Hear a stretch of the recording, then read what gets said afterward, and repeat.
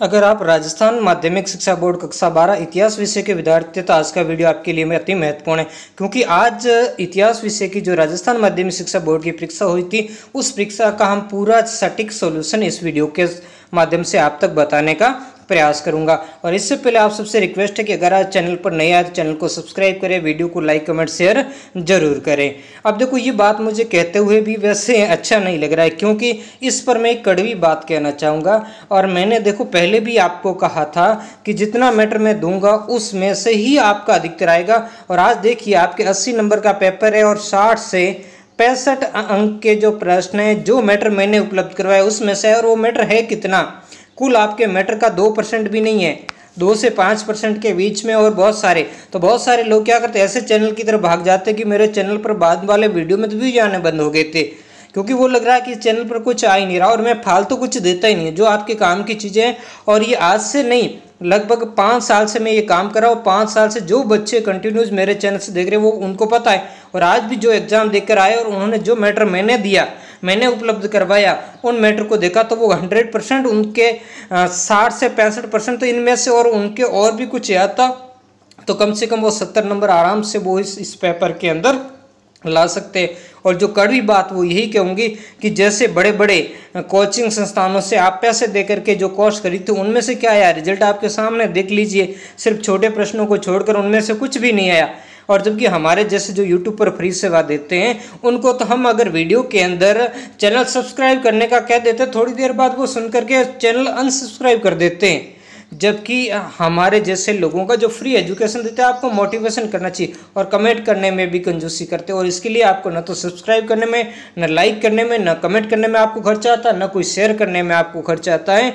अगर आपको ये बात जचती है ठीक है, सपोर्ट कीजिए, नहीं जचती है तो आपकी मर्जी, जैसा चाहे वैसा कीजिए, आप अपने लिए स्वतंत्र हैं। फिर एक ही रास्ता आपके सामने होगा, और वो रास्ता होगा कि आने वाले समय के अंदर आपको कहीं भी फ्री का एजुकेशन नहीं मिलेगी, फिर ज़्यादा पैसा दे करके ही आपको पढ़ना पड़ेगा। यही चीज़ हो रही है धीरे धीरे, और इसके लिए हम ही जिम्मेदार। उस तरीके से जैसे ये कमेंट नहीं करना चाहूँगा, जैसे भ्रष्टाचार के कारण या फिर अपनी कर्तव्यहीनता के कारण वो सरकारी कर्मचारी जो आने वाली पीढ़ियों के कुल्हाड़ी मार रहे हैं और आजकल आप आंदोलन करते हैं, उनको देख सकते हो कि वो आंदोलन करते हैं निजीकरण नहीं होना चाहिए, निजीकरण नहीं हो रहा। अरे निजीकरण कर क्यों रही है सरकार, उसके पीछे जिम्मेदार कौन है? जिम्मेदार तो आप खुद ही है ना। तो वैसे ही आप इस बात को अब ज़्यादा नहीं कहूँगा, समझ गए होंगे, तो आप फुल सपोर्ट कीजिए। यह सब कुछ आपके लिए फ्री ऑफ कॉस्ट प्रदान किया जाएगा, और इसके लिए आपका सहयोग भी आपको फ्री में करना, आपको इससे कोई चार्ज में नहीं ले रहा हूँ। बस लाइक कमेंट शेयर करें और अधिक से अधिक अपने मित्रों तक शेयर करें, उन्हें भी बताएं। और थोड़ा सा अगर कुछ ऐड वेड आता तो उसको थोड़ा देख लिया करें और क्लिक बैट भी कर लिया करें, ठीक है ना। तो ताकि उससे हमारे कुछ जो है वो इनकम बन जाए, ताकि हमारा गुजारा चल जाए। 5 साल में आप देखते हो कितना रेवेन्यू आया मुझे, अभी तक 10,000 रुपये भी नहीं आए 5 साल के अंदर। तो इतने में भी क्या कुछ एजुकेशन चला पाना संभव है, क्या टाइम निकाल पाना, आप खुद समझते हो और समझदार भी हो, ठीक है। तो अब ज़्यादा बात नहीं करूँगा, जल्दी से इस वीडियो को मैं आपको सॉल्यूशन आपके सामने रखूँगा, ठीक है। तो अब पहले आप आ जाते हैं सेक्शन ए, आपके अवसद वाले प्रश्न है। पहला प्रश्न है, मौर्य साम्राज्य का संस्थापक कौन था? तो इसका सही होगा चंद्रगुप्त मौर्य, ठीक है ना।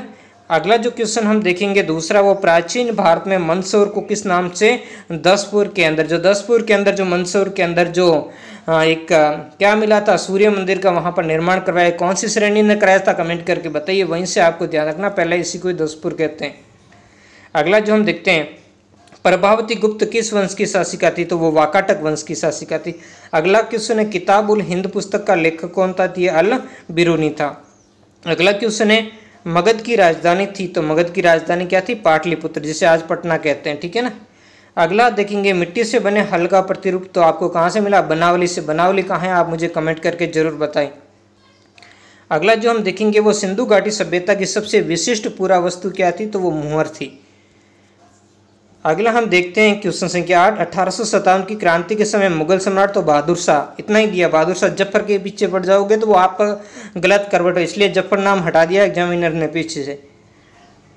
अगला जो क्वेश्चन है 9वां, वो क्वेश्चन है कि इस्तमरारी बंदोबस्त कब लागू हुआ था? 1793 के अंदर। इस्तमरारी को अन्य किस नाम से आप जानते हैं? आप मुझे कमेंट करके बताइए। अगला जो क्वेश्चन है वो अकबर के काल का सरकारी इतिहासकार अबुल फजल था। देखो ये तीनों ही आपके कैंसिल है, ये तो अकबर के काल से संबंधित नहीं है, बहुत ही पहले के, तो अबुल फजल ही हो जाएगा सीधा ही।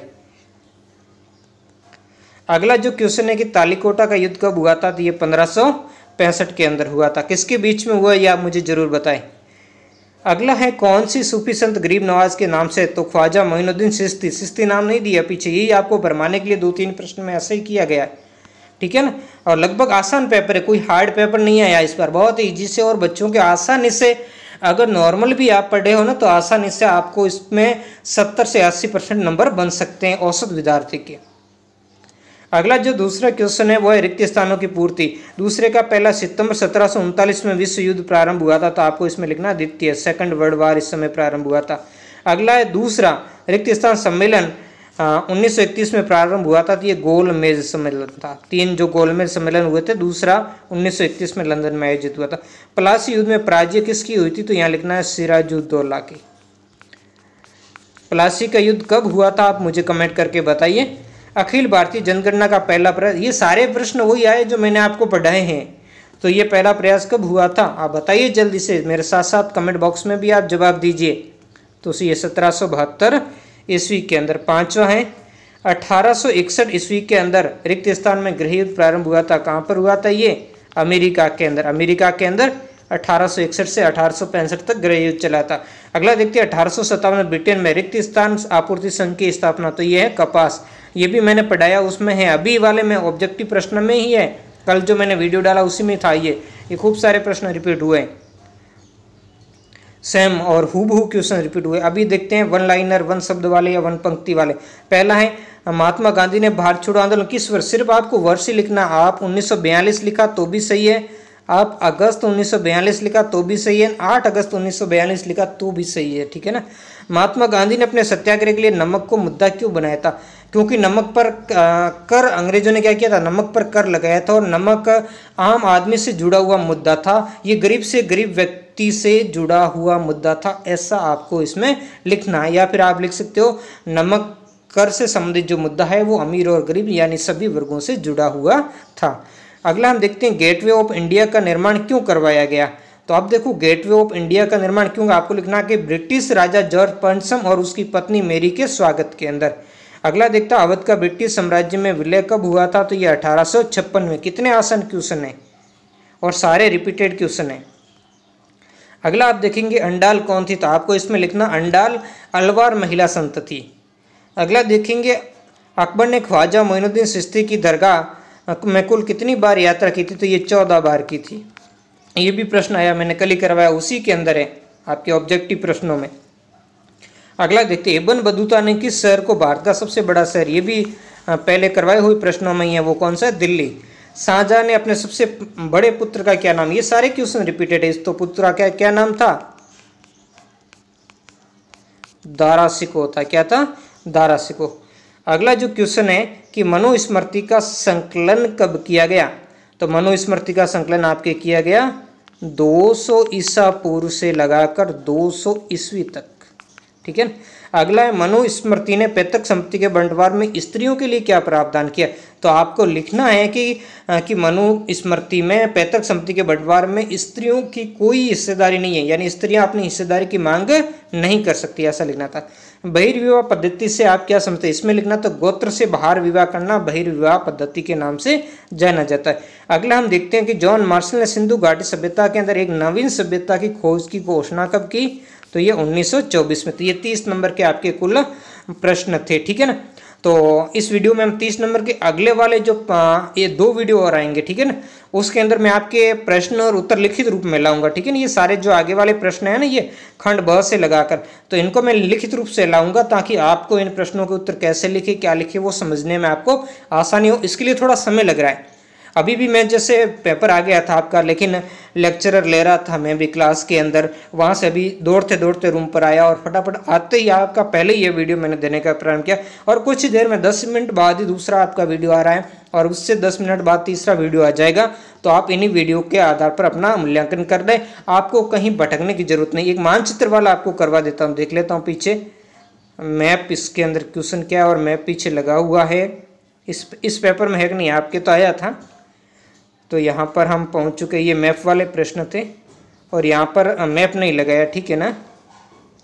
तो इसको मैं फिर अगले वीडियो में आपको सॉल्यूशन करूँगा, जहाँ पर मैं मैप लाऊंगा, आपको एक इंडिया का मैप है वो मैप लगा करके ये आपको इनको क्या करवाऊंगा, सॉल्यूशन करवाऊंगा। क्योंकि बच्चों ने भेजा और मैप आपको पता है कि कॉपी के साथ आपको फाड़ कर लगाना होता है, तो इसलिए इसके साथ में मैप इंक्लूडिंग नहीं है। लेकिन स्थान मैं बता देता हूँ, जैसे सूरत आपके गुजरात में, मेरठ उत्तर प्रदेश, अजमेर राजस्थान के अंदर और कटक उड़ीसा के अंदर है, ठीक है ना। और भारत के रेखा मानचित्र या तो वो 4 कीजिए या ये जबलपुर आपको कहाँ पर है आपको पता ही है ना।